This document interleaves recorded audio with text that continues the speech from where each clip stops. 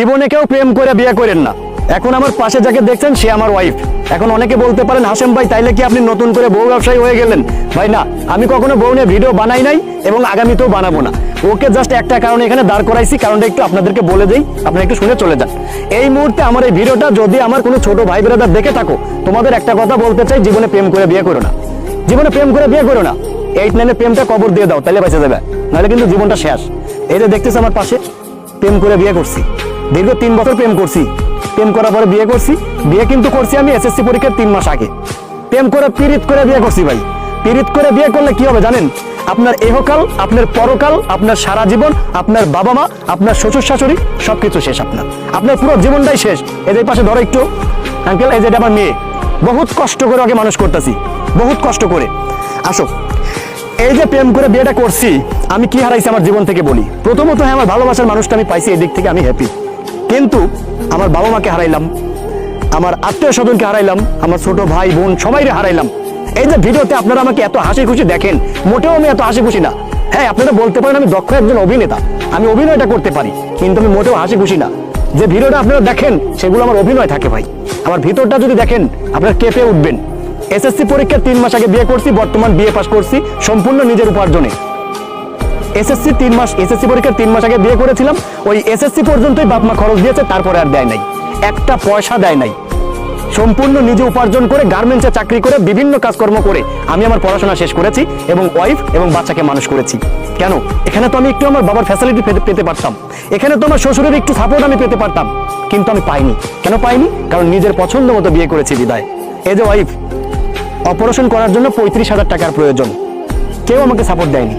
আমার বাবা মা বলেন, আমার শাশুড় শাশুড়ি বলেন, কেউ না।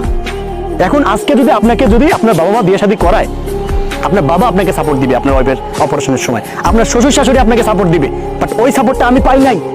শুধুমাত্র টাকা পয়সা না ভাই, একটা সাপোর্টেরও প্রয়োজন আছে, একটা মানুষের সাপোর্ট করারও প্রয়োজন রয়েছে। বুদ্ধি দিয়ে হোক, পরামর্শ দিয়ে হোক, একটু সাপোর্ট দিয়ে হোক, এটা প্রয়োজন আছে, কিন্তু ওটা আমি পাই না ভাই। শুধুমাত্র টাকা না, একজন যে আমাকে একটা বুদ্ধি দিবে, আমার শ্বশুর যে এসে বলবে যে বাবা তুমি এটা না এটা করো, পাই না সাপোর্টটা। আমার বাবা যা এসে বলবে যে ঘাড়ের উপর হাত দিয়ে বাবা টেনশন করিস না আমরা আসি, ওটা দেয় না ভাই। সবকিছু নিজেরই করা লাগে, নিজেই উপার্জন করতে হয়, নিজেই পরিবার চালাতে হয়, নিজেই বউরে অপারেশন করানো লাগে। কষ্ট করে টাকা উপার্জন করে 25,000 টাকা প্লাস অপারেশন করছি 2 দিন আগে। অপারেশনটা ভালো হয় নাই, ওই অপারেশনটা আবারও করানো লাগবে। এটা কিন্তু ডাক্তারদের সিন্ডিকেটের কারণে। ডক্টর গেছে সিগারেট খাইতে, অ্যাসিস্ট্যান্টের দিয়ে অপারেশন করাইছে, অপারেশনটা ভালো হয় নাই, আবারও করতে হবে। এবার লাগবে ডবল টাকা। টাকাটা কে দিবে আমাকে? আগের বার অপারেশনের সময় আমার জীবন বের হয়ে গেছে, ওষুধ কিনতে, অপারেশনের খরচ যোগাইতে, স্যালাইন দিতে আমার জীবনটা বের হয়ে গেছে। সেই অপারেশনটা আমার আবারও করানো লাগবে। এটা কিন্তু আমার টাকাই করাবো। আমার বাবাও নাই, আমার শ্বশুর শাশুড়ি নেই, আমার কেউ নাই, আমার পুরো জিন্দিগি নাই। হ্যাঁ, আমি আমার ভালোবাসার মানুষটা পাইছি, কিন্তু আমার জিন্দিগি হারাইছি। আমি ভাই জীবনে কোনোদিনও এরকম ধরনের ভিডিও বানাই নাই, আশাও করছিলাম না যে কোনোদিন বানাবো, কিন্তু আজকে মনের কষ্টে আক্ষেপে ভিডিওটা বানিয়ে ফেললাম। আমার ছোট ভাইদের বলতে চাই, যদি দুনিয়া, যদি বাবা মা, শ্বশুর শাশুড়ি, আত্মীয় স্বজন সবকিছুই চাও, নিজের ভালোবাসাটা কবর দিয়ে দাও, নাহলে জীবনটা অন্ধকার, জীবনটা একদম ধ্বংস হয়ে যাবে। ওই যে মেয়েটা, ওই মেয়েটার মুখের দিকে তাকায় শুধু বেঁচে আসি, ওই মেয়েটার মুখের দিকে তাকায় শুধু বেঁচে আসি, নাহলে আমি জিন্দা লাশ। আমি অলরেডি মারাই গেছি আজ থেকে আরো 8 বছর আগে। আমার বিয়ের বয়স কিন্তু 8 বছর চলে। আমার মনে হয় না এই 8 বছরের মধ্যে আমি একটা দিন, একটা রাত ভালো মতো ঘুমাইছি। আমার মনে হয় না আমি একটা দিন টেনশন ছাড়া বেঁচে আসছিলাম। আমার মনে হয় না, টেনশন নেই, বাঁচতেছি এখন পর্যন্ত কন্টিনিউসলি। এই যে দেখেন না আপনারা, এই যে বলেন যে ভাই আপনি তো চশমা ছাড়া ভিডিও বানান না, আপনি তো খুব ভাবসাব, আপনার তো বোধহয় অনেক টাকা। এই চশমাটা শুধুমাত্র পরি এই যে চোখের কালো দাগ আর এই চোখের ভাঁজটা যেন না দেখা যায়, যেটা টেনশন করতে করতে আমি ফালাইছি আমার চোখে। এই যে অপারেশনটা করা লাগবে, টাকা লাগবে, কেউ দিবে না আমাকে, কেউ না।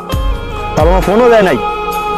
বাবাটা আমার যে জন্ম দিছে, আমার মা যে আমার 10 মাস 10 দিন পেটে ধরছে, একটাবার ফোনও দেয় না যে বাবা খাইছো, বা ওয়াইফের তো অপারেশন করানো লাগবে, টাকা পয়সা আছে, টাকার দরকার নাই, একটাবার জিগাইতে পারতো ফোন দিয়া, কিন্তু দেয় না। শ্বশুর চাইলেই পারতো তার মেয়েকে একটা ক্লিনিকে ভর্তি করতে বা বুদ্ধি পরামর্শ দিতে, দেয় না। সম্পূর্ণ নিজেরই করা লাগে। একটা বিয়ে শাদীর ব্যাপারে কখনো ভাই গার্জেনের বিমতে কোনো কিছু করবেন না, আল্লাহর রাস্তে। নিজের পরিবার কি বলে শোনেন, নিজের বাবা কি বলে শোনেন, নিজের মা কি বলে শোনেন, নিজের চাওয়া পাওয়াটা কবর দিয়ে দেন। আশা করি আপনাদেরকে বোঝাতে পারছি। তো আজ এ পর্যন্তই, দেখা হচ্ছে আমার আগামী যে কোনো একটা গুরুত্বপূর্ণ ভিডিও নিয়ে। সে পর্যন্ত সকলে ভালো থাকবেন, সুস্থ থাকবেন। আর হাশেম ভাইয়ের যত হাসি খুশি মুখ দেখেন, সব থেকে অভিনয়।